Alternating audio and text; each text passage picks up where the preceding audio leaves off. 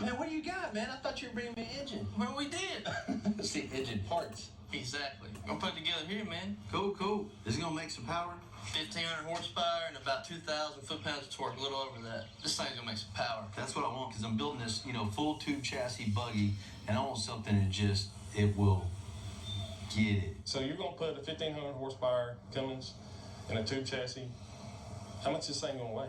Probably 2,500 pounds, maybe. So 2,500 pounds, 1,500 horsepower, 2,200 foot-pounds of torque. It's gonna be a rocket. That's exactly what I want. You're gonna let me drive it, right?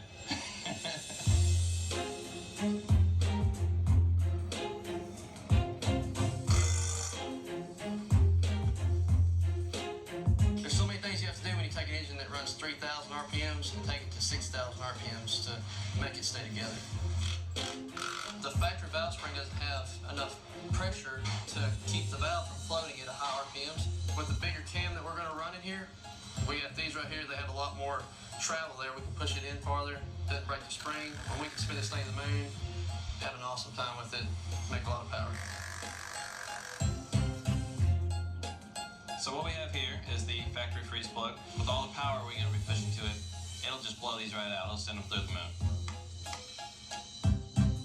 These we thread into the head, so it actually screws in, so we can spin as much RPM, as much power we want to it. Just get these last few done, and then we're going to start assembling the engine. Yes, sir.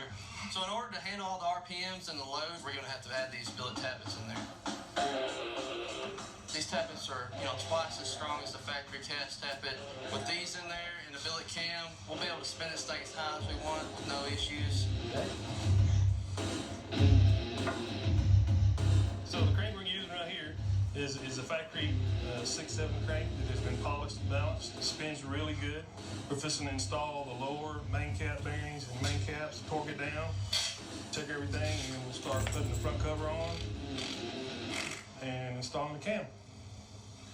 All right, we got a custom spec cam here for our 6.8 liter Cummings. So what you see here, this is your intake lobe, and that's your exhaust lobe. The tappets we put in earlier, they ride on this right here, and they go up, and they go down. So with this cam here, it actually has a lot more lift on these, so you get more air in and out. That lowers cylinder pressures and enables to spin more without a restriction in the cylinder. Now that we got our cam in, we're going to put our billet retainer on. What this does is, we have all these gears moving around in here. These things like to walk off the camshaft. So what this does, goes on here, has a bolt in there, and that keeps the cam gear from walking off the cam. Such a little, simple fix can keep you from... Save you $1,000, man. Like a lot of money. Dad's got the ring size to each cylinder. Dad's going to push this in the cylinder here with this ring compressor, and Clay's going to put the rod caps on. We're going to do that 6 times.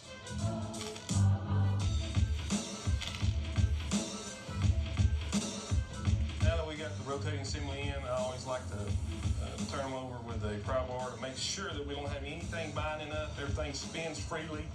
This one does spin like butter. I got it. We ought to be able to turn 6,000 RPMs out of this, no problem.